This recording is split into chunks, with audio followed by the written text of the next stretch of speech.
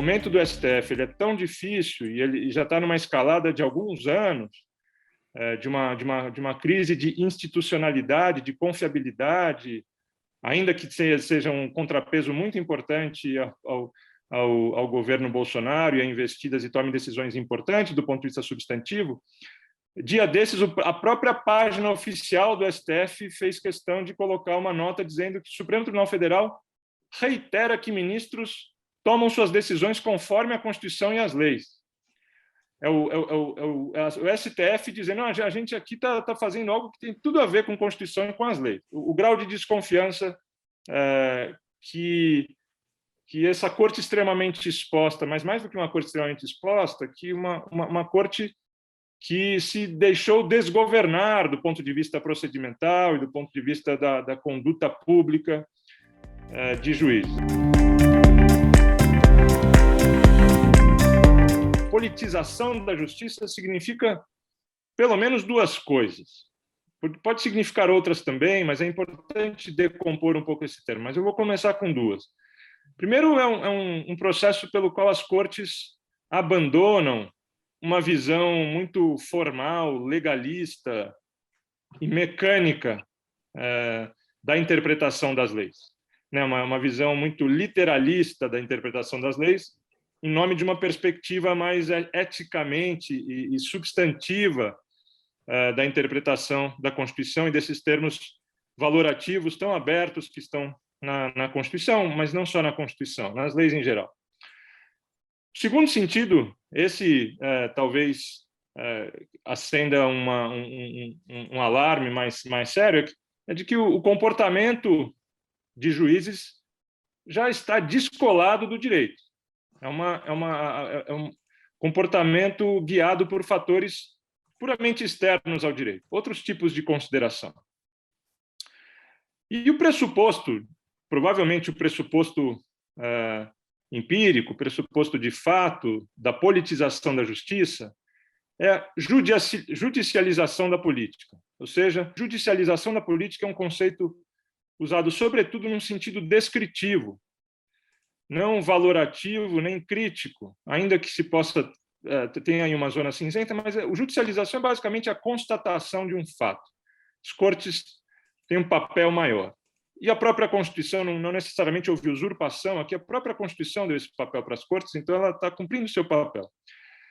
Ativismo judicial, mais do que um diagnóstico de um simples fato, carrega uma crítica, carrega um juízo de valor, de alguma coisa errada que está acontecendo com o desempenho judicial. E, por fim, politização da justiça, mais do que um diagnóstico descritivo, ou de um juízo crítico, mas baseado numa ideia de separação de poderes, politização expressa também uma crítica ao comportamento de juízes que se comportam ou que se pautam por motivações político-partidárias.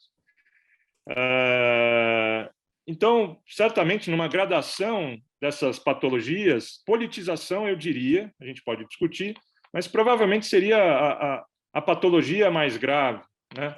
E, para isso, a gente precisa encontrar métodos e indícios para saber e perceber como, quando, em que medida um juiz passa a se comportar a partir de critérios da política. Então, eu acho importante também não generalizar o diagnóstico de politização da justiça, não embarcar na banalização desses conceitos, como se qualquer decisão judicial estivesse indistintamente contaminada por considerações de ordem política.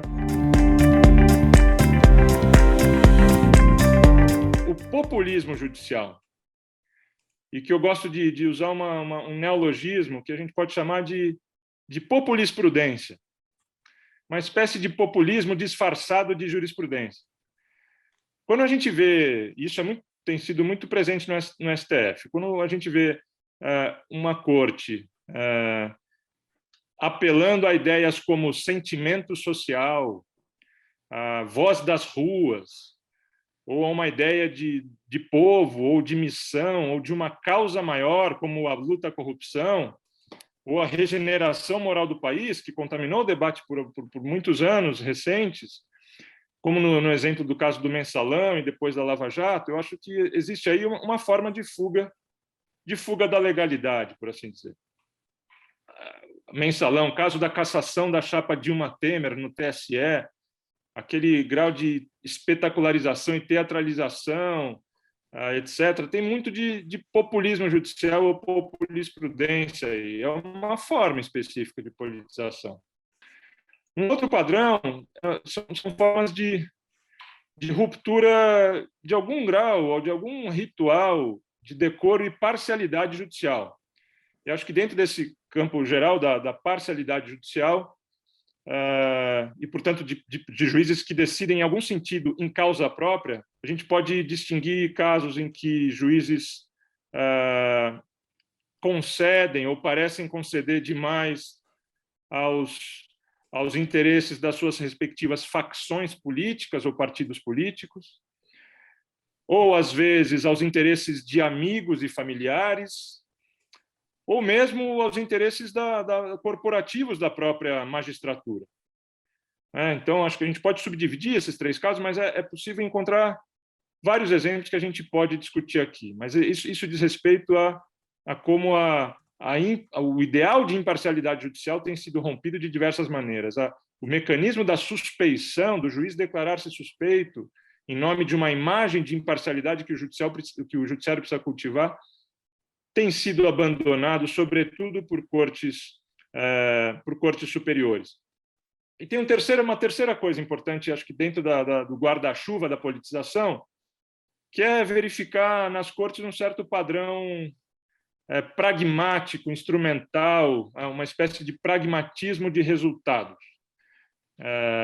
que, de novo, foge um pouco da legalidade. Uma forma disso se verificar não só foge da legalidade, mas ela destoa do papel judicial, não só típico, mas do papel judicial apropriado, né? Um papel judicial que protege a independência judicial. Então, um exemplo que eu gosto de usar no contexto dessa transição com a eleição do presidente Bolsonaro, uma atitude muito mais agressiva com o alvo da corte, um pouco a postura do ministro Dias Toffoli, que começou a construir uma ideia de retornar à separação clássica dos poderes, de construção de harmonia dos poderes, de construção de um diálogo institucional, que é uma expressão que ele emprestou da teoria constitucional, uma expressão recente, mas deturpou completamente, e, com base nessas expressões, passou a, basicamente, fazer grandes negociações, como se o judiciário fosse uma espécie de interlocutor das grandes reformas do país, um parceiro e fiador de reformas que necessariamente o próprio STF viria e veio e virá ainda a julgar em casos em que ele exerce exatamente a sua função. Portanto, essa ideia de facilitador das reformas do país é uma grande distorção e pode ser visto e pode ser lido como uma espécie de postura colaboracionista para o tribunal.